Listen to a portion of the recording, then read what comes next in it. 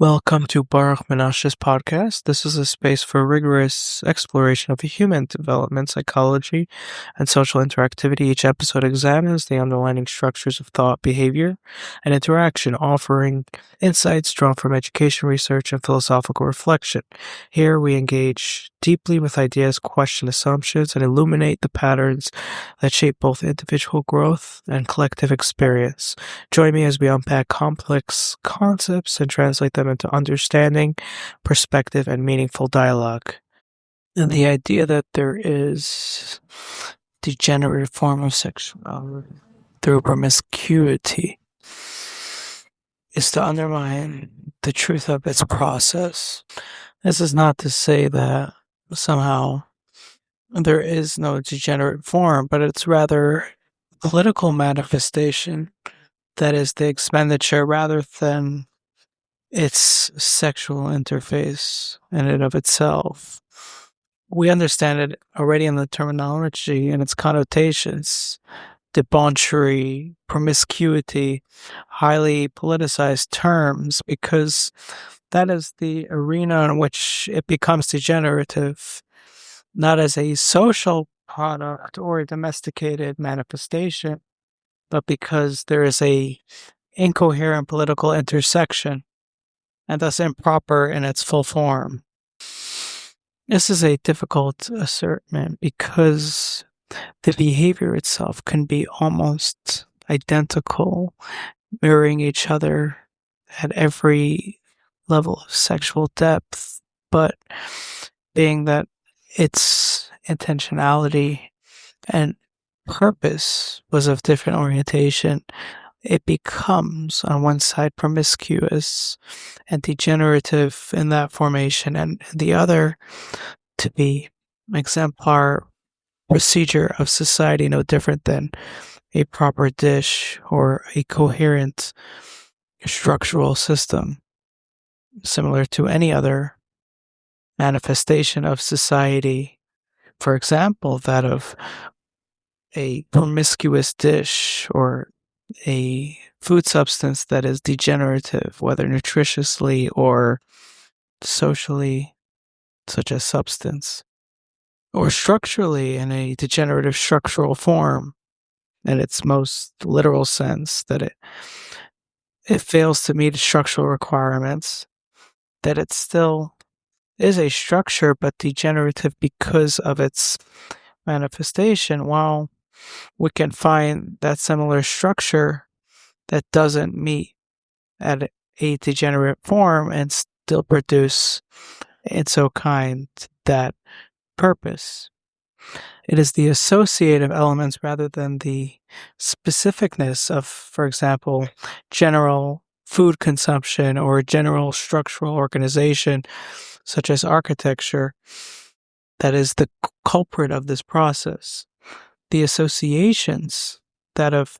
in how it is coming about, its intention, its political form, and in what way it is leading towards other elements is the trueness of the situation. We've discussed in other works, for example, marginalized societies or those who choose living in desert-like conditions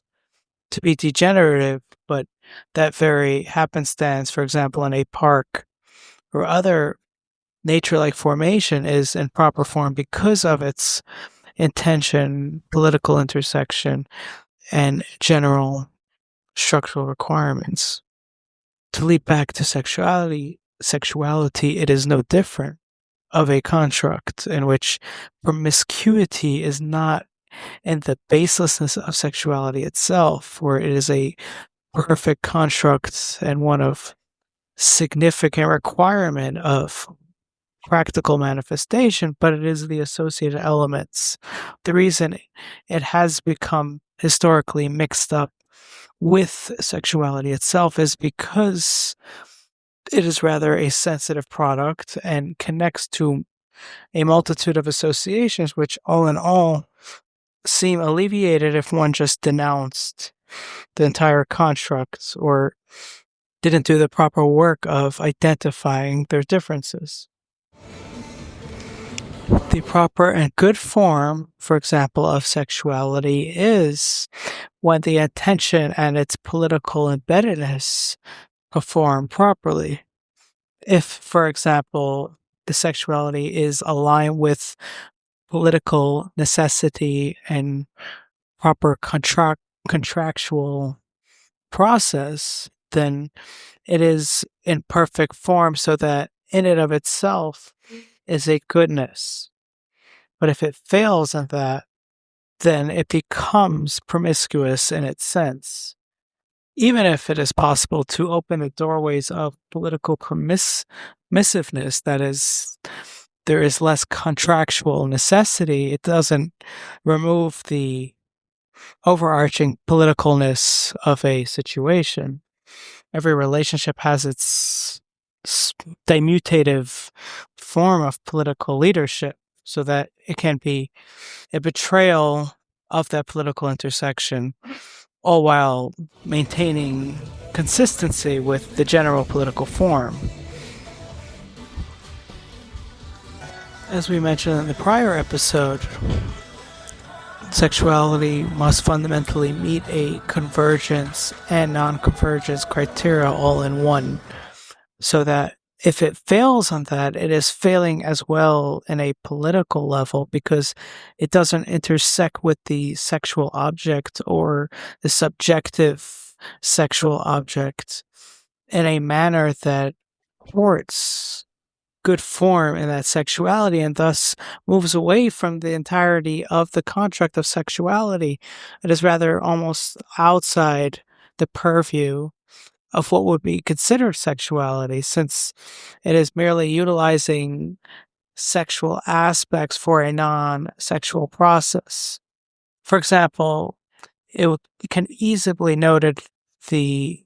manner of escaping into sexuality, where instead of it being a convergence, it is a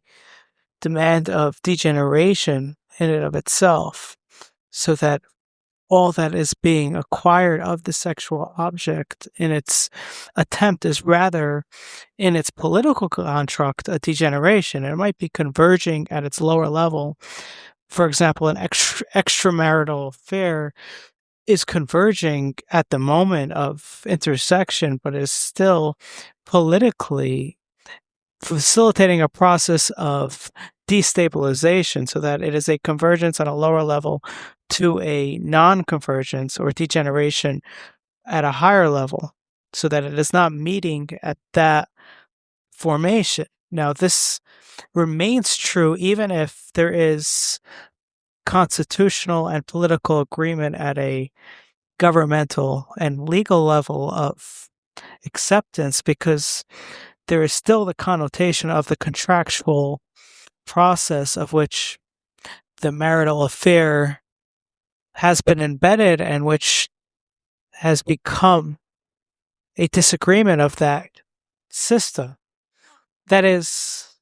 if the convergence of sexuality is in some way a disagreement to another level, especially of higher embeddedness than itself, then it becomes, as we would call, promiscuous, being that it is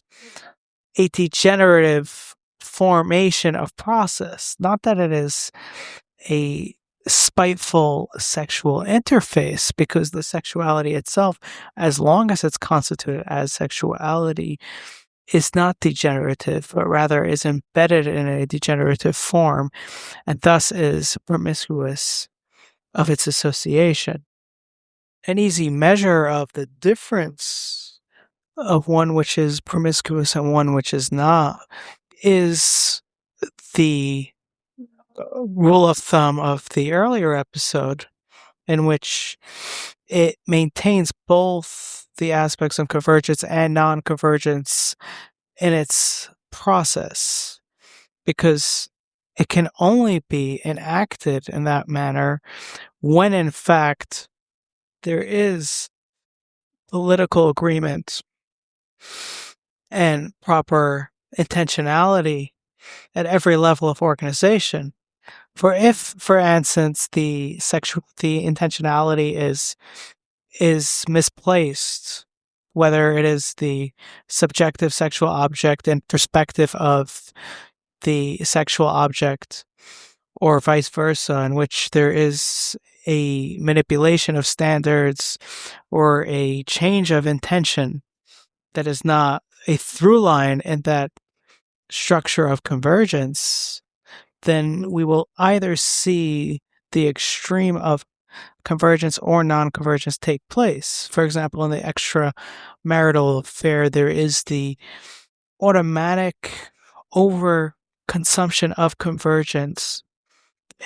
because it does not enable the ability of the non-convergence element, because that would agree with non-convergence entity, meaning the independence of each entity, which connects backwards onto the contractual marriage that takes place in the individual's historical precedent. Therefore, it will not enable the non-convergence element during that affair. And it might move to the other extreme, in which it avoids complete convergence and becomes extremely non-convergent in the manner where there is a demand of independence, because it cannot even begin to imagine the notion of convergence because of its political embeddedness and connectivity outside of that affair. But to maintain both convergence and non-convergence would mean that there is alignment at every level of that organization. This is the general metric in understanding if something is politically oriented, if it can maintain both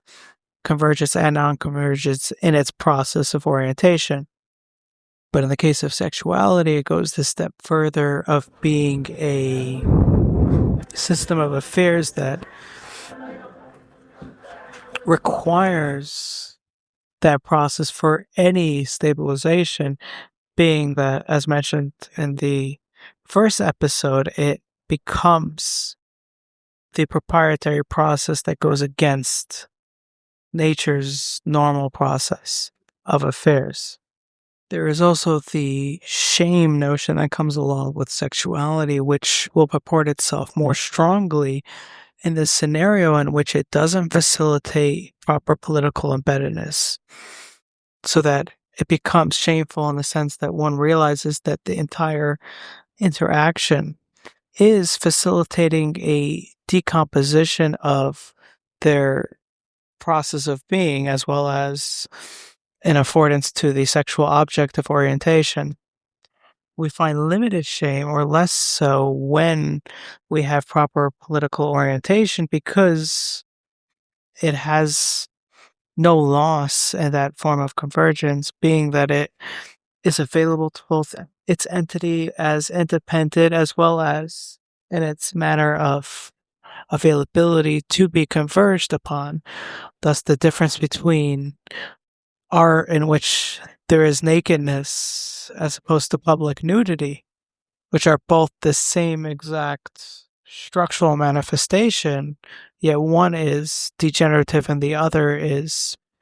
developmental goodness. And that because there is political embeddedness in the case of an exhibition, it is agreed at a structural level, and it purports continued interaction of all social systems and their contextual orientation towards such. It finally exemplifies that continuance, even though it is a sexual object in its full manifestation, as opposed to, for example, public nudity, which is treated with utmost degeneracy, with legal manifestations and other such social ambivalence, or more so disgust, is because it hasn't become embedded in a political system, so that it is purporting itself as a sexual object without the manner of convergence, so that finally, when we analyze public nudity, we notice high levels of either convergence on one side, its demand of being a sexual object for performance, which would not be the case in an exhibition, or in the other of non-convergence, in which there is little concern of external objects in purporting this sense of exposure, being of strong independence at a level against the proper nature of process in which there is at least a little amount of convergence and sensitivity of purported other beings in that system. In the exhibition, what we'll notice is both convergence and non-convergence. That is, there's almost a sensitivity between maintaining that balance so that it both purports some level of connectivity to that exhibition, but also avoidance to it or deviating from it to continue some level of non-convergence, so that finally